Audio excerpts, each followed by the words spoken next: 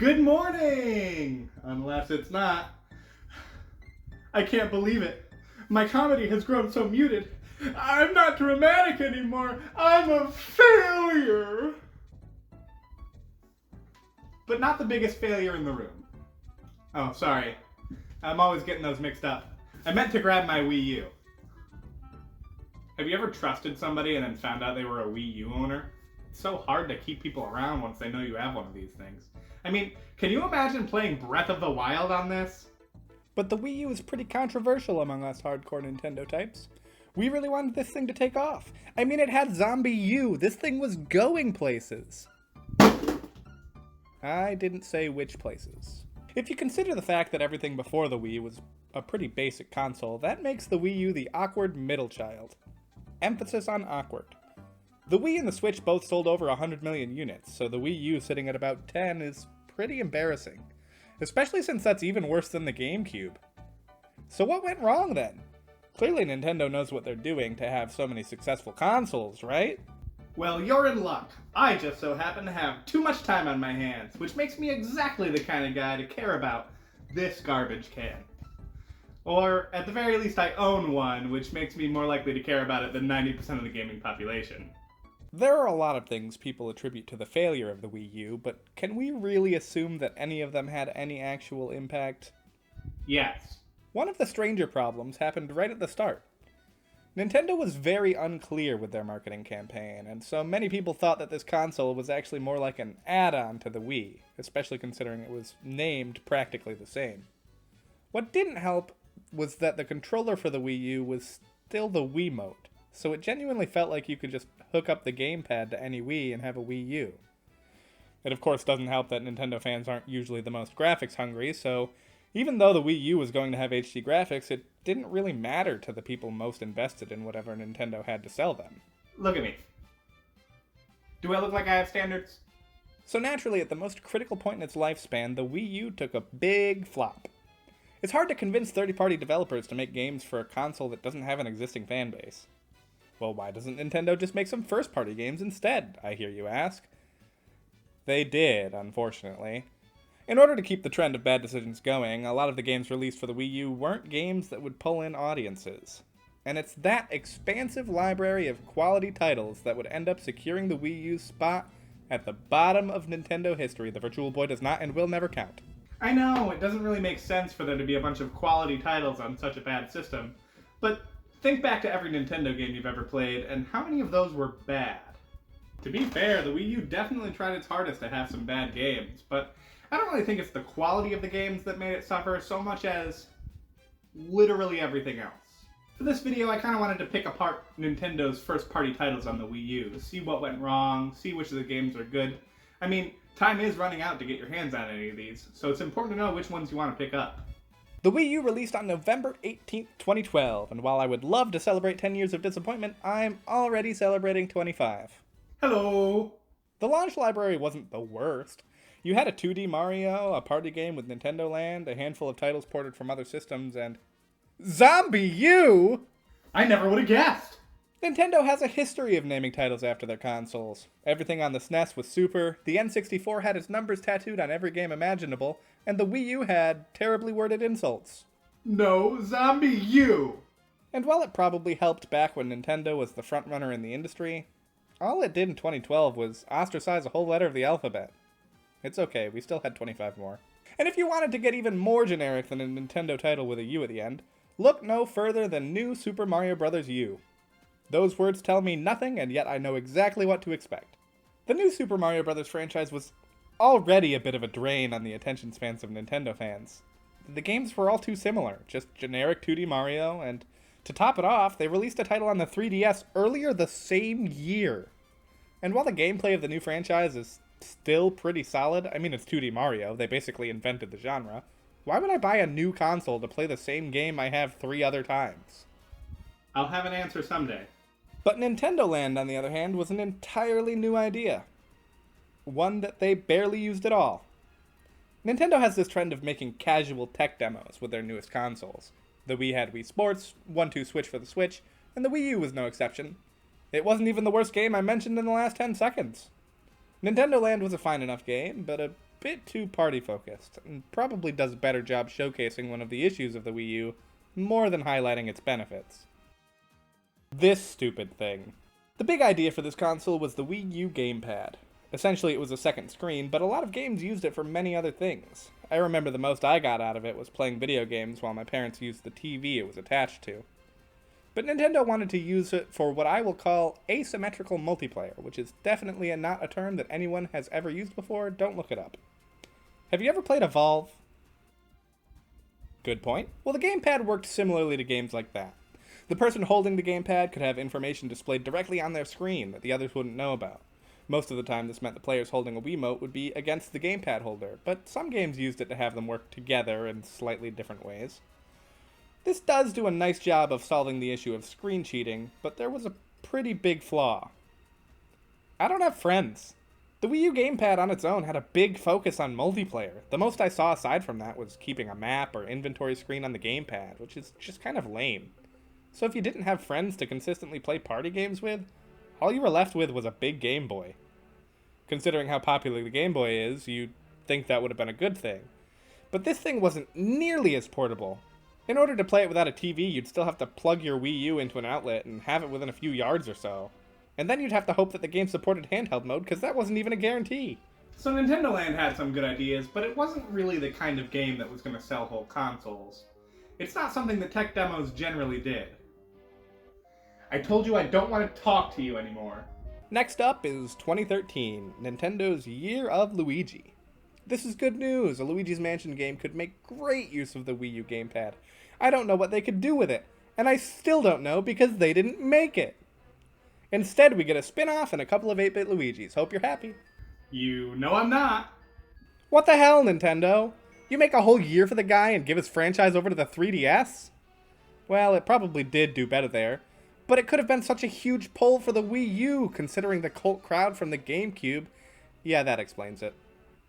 The GameCube didn't exactly sell great either, so even though the original's Luigi's Mansion had a cult following, it was a small cult following.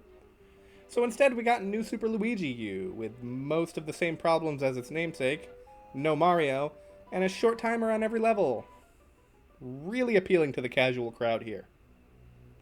Next, of course, is Pokemon Rumble U. Here's a list of everybody who bought a Wii U in order to play Pokemon Rumble. Anyway, to finish off major releases in 2013 is Super Mario 3D World. 3D World was supposed to be exactly what the Wii U needed. A mainline Mario 3D adventure. Unfortunately, it was a sequel to the 3D adventure on the 3DS, a system that couldn't handle a full-fledged exploration platformer. It's a good thing I wasn't a Mario fan at the time. 3D World wasn't a bad game by any means, but it was definitely the start of a weird era where Nintendo was playing it safe. Of course, they forgot they were dealing with the Wii U, which was the least safe console since the Intellivision. It set my dog on fire. Yeah, Nintendo didn't quite get a handle on things early in the Wii U lifespan, so they tried to rein things in and put out safe titles that were pretty much guaranteed to sell to the people who already owned a Wii U. Especially with 3D World, it almost felt like they were saving their heavy-hitting titles for the Switch. And after receiving two really big heavy hitters in the first year of that console, I'm kind of thinking that's what they did. I am always right after all. I did predict that Sonic Forces would be bad. But anyway, after such a big flop of an opening, clearly this was the best time to be a Wii U owner. It was their formative years. They finally had an install base, and they could start pumping out really great titles, right? Well, as much as the obvious answer seems like it should be hell no, it actually did kind of happen. But only once. Donkey Kong Tropical Freeze was Nintendo's first big title of 2014, releasing on February 21st. And it actually was a really fun, challenging platformer. And thus, the magic words were spoken to immediately fail a good game on a bad console. As I've been saying, the Wii U wasn't selling well and needed something big that casual players would want to pick up. As much as Donkey Kong is awesome, look at this man, does he look friendly to casuals? The Donkey Kong franchise has always been a tad difficult. I'm sure the fans of the series may not agree, but Donkey Kong fans are the kinds of people who 100% these games a few times a year for fun. Don't you make me complete Dixie's Double Trouble in front of you, I will do it! So while the game was good, and Nintendo fans such as I squealed for a new one, it wasn't gonna rope anybody new in. Luckily, Nintendo was about to hit their casual stride with a couple of franchises sure to make a few console sales. That May, we got Mario Kart 8 for the Wii U, and holy crap, this game looks amazing! The tracks have always been astonishing to me. 3D World looked polished, sure, but Mario Kart 8 looked so clean. That has nothing to do with what we're talking about, I just don't get enough chances to say it. Of course, Mario Kart's problem was that it wasn't unique enough. Having a Mario Kart game is great to play with your friends, but if your friends don't already own a Wii U, why bother? And since Nintendo was mad at us for not buying more copies of Mario Kart, they decided to say the words nobody wanted to hear. Let's release Hyrule Warriors. Yeah, right about the time people most wanted a new Zelda title, this is what they got. A spin-off Warriors-style game that was nothing like actual Zelda titles and was very much not casual-friendly. There's not a whole lot to say here. Zelda fans were pissed. They'd been hearing about a new game on Wii U for years, and this is all they got? Of course, around this time, we already had a new title to look forward to. Smash for Wii U. Okay, I'm going to be real for a second. We've all seen the final sales of the Wii U. We don't need to pretend that any of these games is going to be the savior. So what went wrong? I mean, Smash was always a popular franchise. It had great success on the GameCube, the Wii, even the 3DS. And there's your problem. Smash for Wii U wasn't new by the time it came out. Every fighter, every stage, everything that was released on the Wii U version of the game was already on the 3DS. And the 3DS had Smash Run, which most people just thought was better than the exclusive game modes on Wii U. The Wii U was quickly becoming an anomaly to many of its fans. Of course, it had already gotten off to a rough start with its marketing, which is something fans probably didn't think about often. But to them, the Wii U had so many great titles and nobody to buy them. The trend never really changed for most of the Wii U's lifespan. I mean, next up is Captain Toad Treasure Tracker. Do you think that game ever changed any trends? Captain Toad was a puzzle game based on the idea that Toad is in a box, and you can change camera angles to interact with the box from different sides and see secrets. But again, it wasn't necessarily new. It was just a standalone game based off of puzzles that were in Mario 3D World. We're losing steam fast here. We need to think of something quick. What about a new Kirby game? He's appealing to all ages. God damn it! Kirby, but he's in a ball and you have to guide him by drawing rainbow bridges? Mario vs. Donkey Kong, but it's also on the 3DS? A new experimental IP with Splatoon? Nintendo, come on, you have to give us something!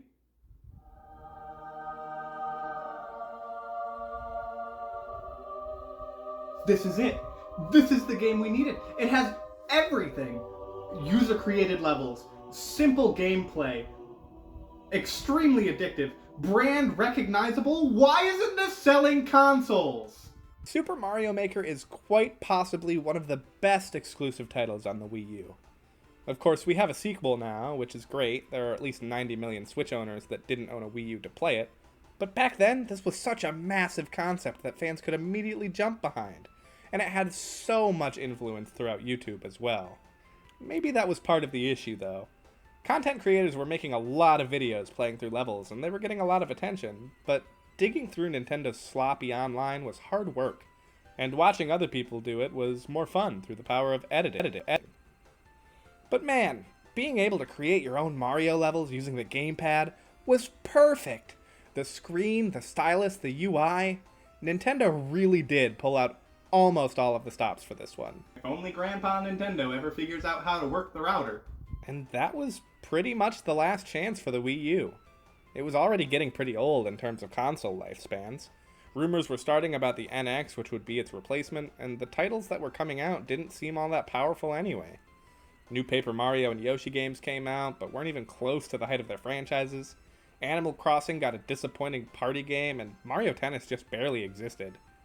Which left us with Zelda, which all we got for that was HD remakes of GameCube games. Until we didn't. The Legend of Zelda Breath of the Wild. I'm sure I'll say a lot of controversial things about that game in my lifetime, but one thing that's not very controversial at all is clearly it did not help the Wii U sales.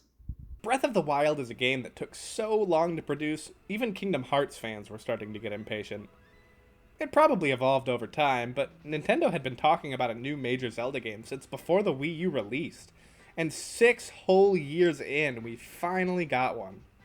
This game was insanely popular, outranking some people's lists for Ocarina of Time, which is still to this day lauded as one of the best video games of all time.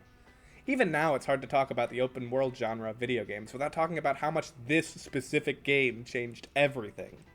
I've heard people compare Elden Ring to this game, and while I obviously have a lot of specific points and possibly a video in the pipeline about that comparison, I can't even really disagree. This game is so influential, I think people will be talking about it for years, and it went on to win Game of the Year in 2017, so how on earth did this game not sell more Wii U's? I got my copy on launch day for the Switch. Yeah, almost as if Nintendo wanted to shoot themselves in the foot one last time, they decided to release the newest Zelda title on Wii U and Switch. Maybe trying to boost Wii U sales or cripple Switch sales, who knows. It didn't work. At that point, the choice was between buying a Wii U to play Zelda or buying a Switch to play Zelda, and one of them had frame rate issues and the other had 1-2 switch. You know, when you put it that way, the Wii U isn't that bad. But honestly, it's really disappointing just how poorly Nintendo did during this era. I mean, lack of console-pushing titles from Nintendo meant that third-party developers didn't want to back this thing either. Which meant there were just no Wii U's and no games, and it just kept spiraling into this disappointment of a generation. But a lot of the titles for the Wii U really are fun and unique. And by unique, of course, I mean ported to the Switch. Yeah, even though the gamepad doesn't quite work the same way as the portability of the Nintendo Switch, most of the good titles already made their way over, usually with added content. So while I'm sure a lot of people are going to miss the 3DS eShop when it closes next year, something tells me the Wii U eShop probably won't be missed. A game came out for this system on April 13th, 2022. I have never heard of a bigger waste of money. But there is at least one good thing to come from all of this. I just spent 15 minutes giving a shit about the Wii U. I am dramatic after all!